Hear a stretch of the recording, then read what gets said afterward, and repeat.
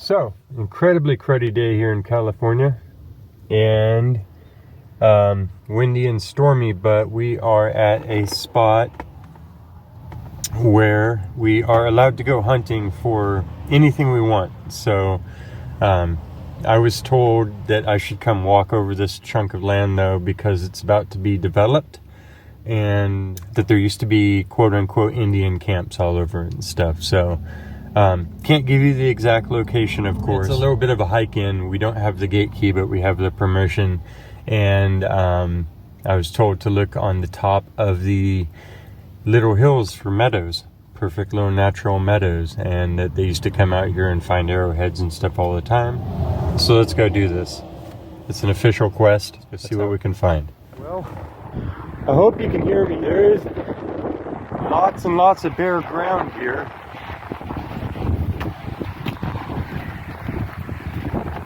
So, gonna look for meadows, and don't know if it's gonna be easy or hard to see obsidian today. We shall see. I was afraid if we waited too much longer, all of the spring growth would obscure the ground too much. Scrub brush, it's actually some of the most beautiful type of environment that we have. It's a scrub chaparral zone. And these are actually berry bushes of their own sort. Okay, we're actually still within earshot of the road, and there's obsidian in this region, which I brought you to in recent videos. The whole volcano, of course. California is littered, the whole west coast is littered with obsidian.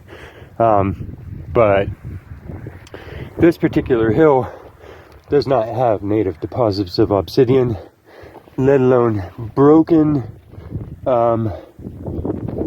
reasons for it to be broken all over the ground. So when we're finding it today, I'm putting 99% that it was brought here by a human in the past. So there's this little fleck here. You can tell by the workings too, because it's production site pieces. I see another one right here. You have to excuse me, I am freezing and excited all at once, which is usually how these things go. So that's Lake County gray. You can just kind of tell by the inclusions and make your logical deduction, because that's the closest source of this very like looking material. So don't have a spectrometer, but or whatever you'd use if you could tell the difference between glasses. But as a local, it's looking like this is from over the mountain here. And that many shards in one little area, like that many coins gives you a hoard, this many coins gives us a production site, a zone. So just even in this area, you'd want to look around. Although less likely to find a nice tip and more likely to find cobstones, which would be okay too. But we know that we are near where they were napping obsidian.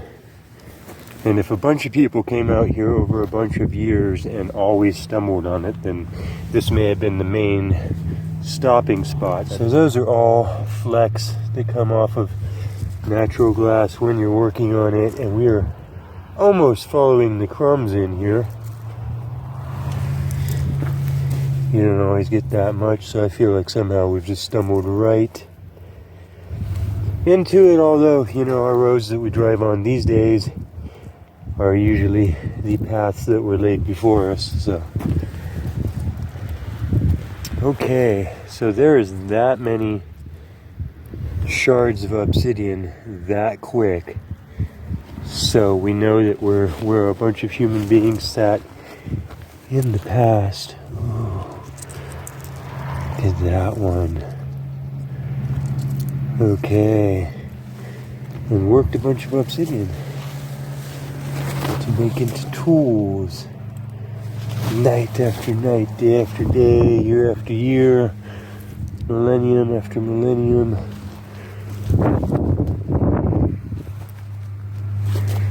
This may have been where you came and sat for the summer. There are 3 springs that made natural meadows all around us that look like they've been there forever, because the trees gave up long ago and gave it to the grasses. And yeah, I think this whole area burnt like crazy also a few years back, so like all of California. So a lot of the dirt went with it and leave obscuration. The ground here is covered. I don't know how much more point when I speak with archaeologists and what they've commented even on my videos here before. You know, it's true, even they gather what they need to learn about a site. And then they leave the rest, you know. So it's not like every little thing needs to be gathered, but I'm just doing this in front of the camera because for any of you who do this or know anything about it, or even if you don't and you're learning right now, you know, you can see, I promise you those are all broken off by human beings, and there's that many of them around in a little 10-foot area. I don't know, the entire top of this hill might be covered in them, and what you're seeing is the little flakes that came off as humans sat here in the past and made things. So these are the tailings of arrowheads and spear tips. That's almost as exciting to me. Ooh, that's basically an arrowhead right there. Look at that. That's basically an arrowhead. Oh, that is awesome. That is awesome, because they get lost, dropped. Sometimes they don't like what they're seeing and they toss them down. But yeah, look how much obsidian. Okay, I'm going to keep these flakes to keep with any other tips that we might find, just for the record. And then there'll be this video that I could personally connect if I was still around. So I'm trying to pay attention for edges too. I'm going to go ahead and cut this video in a second. This is just me looking at the ground, but us looking at the ground. It's what you'd be doing if you were here with me live. But all of a sudden, no more pieces. As we've been talking, as we've been walking 5 feet this way. Can't even pick up another piece if I wanted.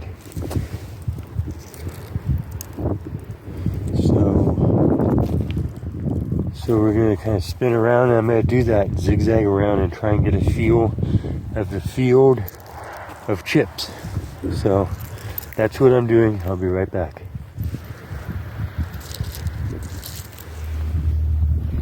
Okay. That is just a little thin flake, but I believe it's an arrowhead.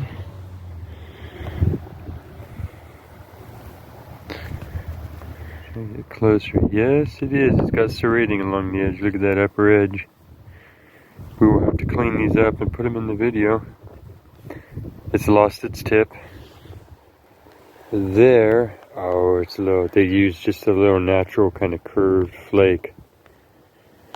And I went ahead and worked with it. That's beautiful. And you can see those canocti obsidian inclusions in there. It's a pretty individual example right there. Whoo! It's raining. Okay, pretty cool. We're gonna keep going here. Okay. So, just got that, which has a little worked edge on it. So we're gonna have to start collecting some of these bigger pieces and see how many of them have little worked edges on it, because we're way up here, where it is way less likely for your little nappings to happen naturally, as opposed to a dynamic riverbed or something where water is smashing stuff together. Here are only light water rinses and wind and rain and stuff erode things. So a bunch of broken rock, all napped with tiny little secondary nappings all over it. That's definite human beings. And once again, I feel like I've gotten a little off the field, and we're kind of hurrying because I'm freezing, but we're going to take our time because you never know when you're going to be there again, if you ever are. So pause whenever you can. That's how you slow down time. That is the point of looking for details, and that is the quest, which we are still on currently. So long ago, this whole area was abuzz with humans. So in this type of setting, of course, we're going to pick up, see, even that,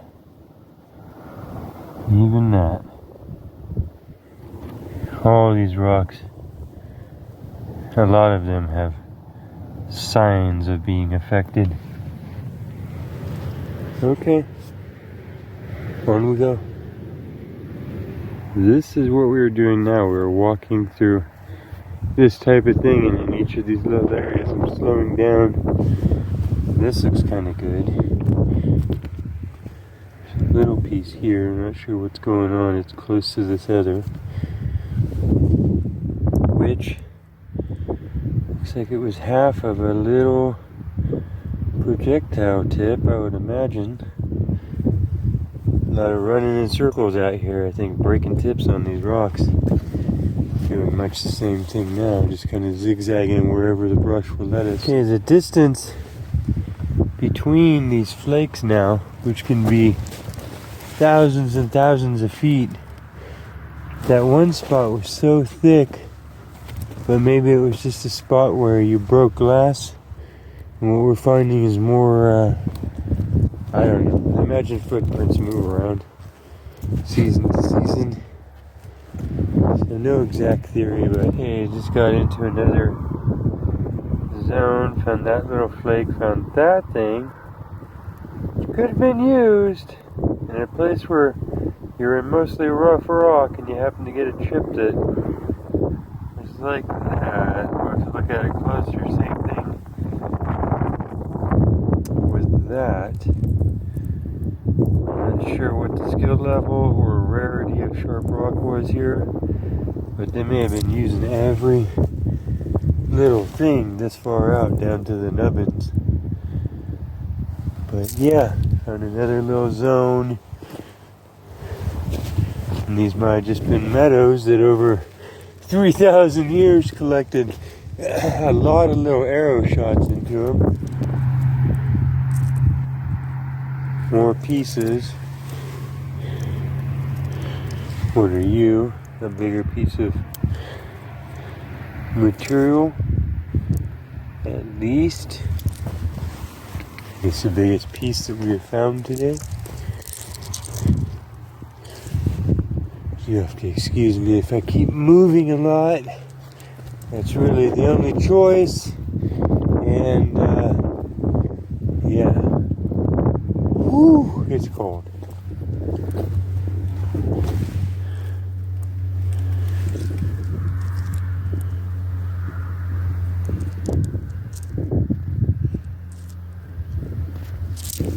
Well, it is getting later and later, getting harder and harder. I can just put some granite out here.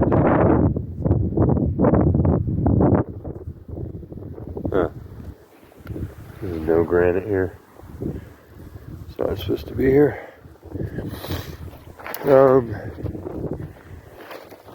Anyhow, I'm thinking this might be a short, sweet little video here, what we have seen. Okay, so anyhow,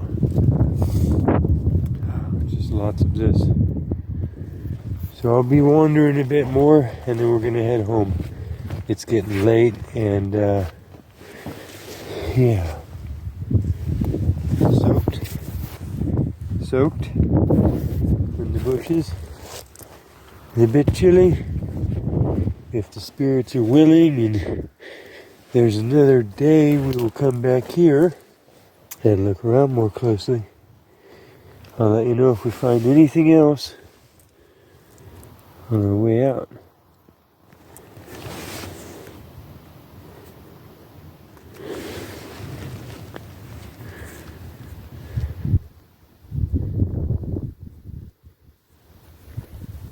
Huh. Yeah, it almost looks like...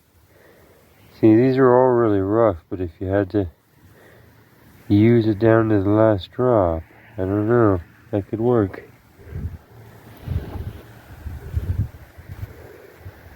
Okay, here we are, we're back in a warm spot. My camera, my phone, absolutely ran out of storage space. But I continued to gather and gather and gather. And now we have this nice little cross section of what can be found on top of that hill and the different types of obsidian and jaspers that were brought in and used. So let's first look at these pieces that I can say were most affected by human beings, for sure. So this is our most beautiful of the entire trip, probably. And one thing that I can say about this site is that they were so far away from where the glass source is that you can tell that they were using every single drop, because when you get nearer to the volcanoes around here, there's such an abundance that you would never see this type of thing even in little form. You see they used the little curve piece that chipped off of a larger piece, but it's not perfect. You know what I'm saying? You see the swirl to it, but it was still good enough. They were far enough away from the source to where this stuff was so precious that they were like, we'll go ahead and shape it. And you can see the intricacies. I mean, the notching on that, on the edges, that's some craftsmanship, which it's easy to do on a thin piece like this, of course. But yeah, and this style, I don't have another one like that in my collection from here in California with the two points coming down like that. So real individual style. Of course, you know, most of my stuff has come from several valleys and not where this was found. So look at the little intricate workings on there. And then we'll hold it up. And you can see it's definitely Canocti obsidian, we could say that. But yeah, that shape. And yeah, true arrowhead, so that went on the actual arrow instead of a spear. And would have flown from a bow, probably for small game. This was our second piece. That would have been a beautiful little creature. Let's see how translucent it is. So again, it's a gray, probably Canocti, just because that's the closest source and it matches. And that would have been the actual top on that, I think. And we lost this whole side there, the whole right side. But you can see its little knock at the bottom, and that would have been your classic little arrowhead if you just butterflied that, like had the other half there exactly like that half is. So, and this one way more 3D, you know, meaning has both sides of it, so high quality craftsmanship on that, for sure. Stoked about that, so that's amazing just right there. And then our third, probably an intricacy, you could see this one. It's that, you know, lower quality obsidian that we find around here with lots of little chunks of ash and stuff in there. But this one has the notching on either side, so it's actually really beautiful. And I imagine at one point it was finished and it had the tip and the base on there, and they went ahead and worked with a long flute all along the back of it, so it's actually a curved piece. So a form that I haven't seen. Usually the ones we find around in the Napa County and my half of the Lake counties are, you know, double-sided. So it would be have a whole other side to it. But again, it might be because of the rareness and scarcity of the material. This piece, I don't know if it was broken or never finished, but you can see had a lot of work put into right there. And again, that might have been a working arrowhead for that hill in that zone. I mean, they might have just run with it. That they took what they had and sharpened it and went, okay, we can put that on something. When you fling that into something, woo! You know, and these are first made, they are razor sharp glass. So really nice to be able to bring these home and study them and preserve them, so these will all get notes and location and be put in a box. And that's the nice part about hunting on private land, is that we can be way more efficient about recording it and curating it all. This piece is like a super low quality obsidian, but I think it's another finished tip. So if you look at the overall on it, and keeping in mind what all of these have looked like, you know, like they were using what they had, and what they had wasn't always perfect. I mean, there's the edge all the way around. It has a point on it. And this shape here is what I've seen for hafting before in a lot of the tips that I have. You can see there's a center ridge here on what would be the top, and then the whole tip, and then right here it kind of dives off super skinny. You see that? So I think that might be a whole tip there also.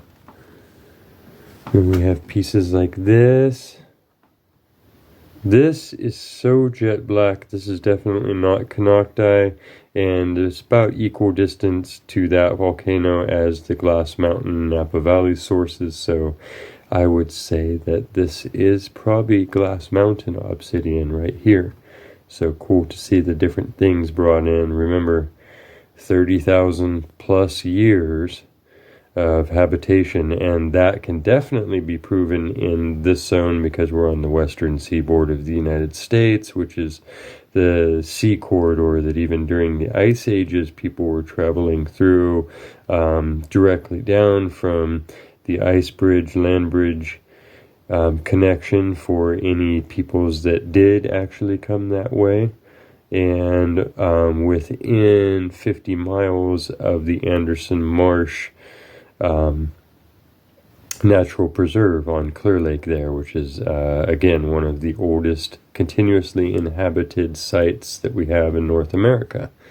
So I know that human beings were around this area the whole time, and they were using this red jasper, which is local. They were using this black obsidian from the Napa Valley area, and this gray obsidian from the Canocti volcanic zone. And this, I think, that we're holding in our hands would have split perfectly in half down the middle, and it's kind of like a long, skinny spear point shape, but small enough to where it would have probably also gone on an arrow. I think most of these are actual arrowheads and not spear tips. So it would have had a tip there and then been duplicated on its other side.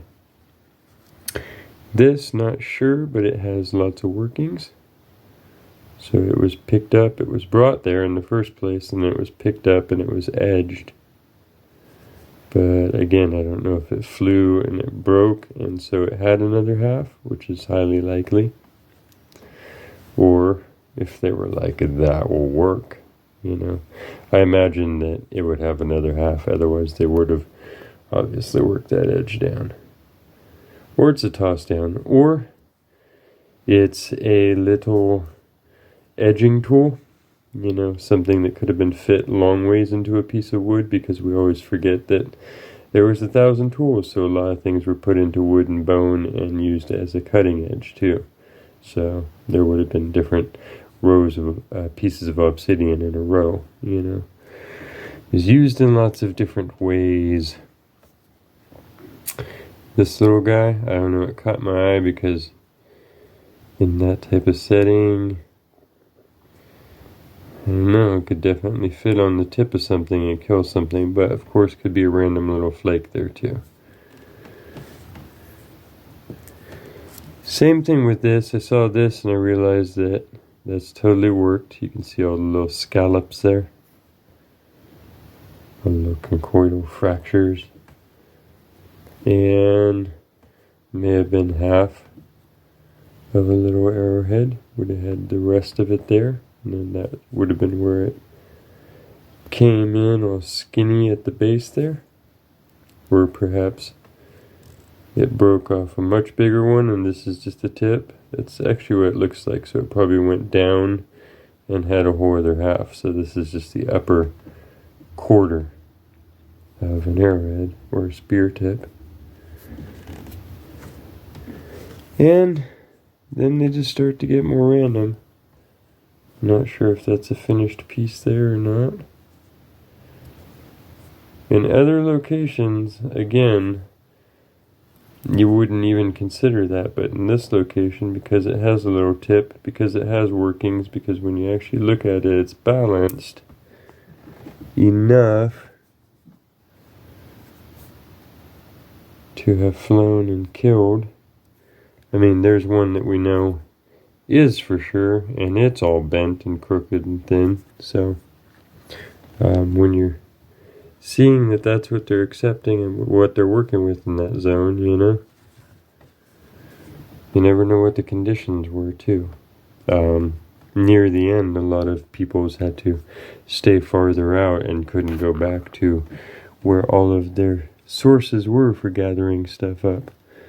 So you just never know. This bigger fleck, it was literally probably our biggest piece that we found, and you know, probably a skinner, as you can see, unless it came off the back of something when they were working. At this size of a thing, skinner, scraper, knife type of creature is what it says to me. And amongst all of these, same thing with these, you never know how random that is. It's got a nice edge up either side, in that shape. So, and then all the rest of these, I thought this was interesting. You can see it's obviously worked. I mean, this jasper would only be found in this spot in the river cobbles and the valleys down, or the canyon down below, and sure almost looks like the point of a tip. It was definitely worked, and then there's that shape. Red jasper, another piece of just high silicate jasper creature.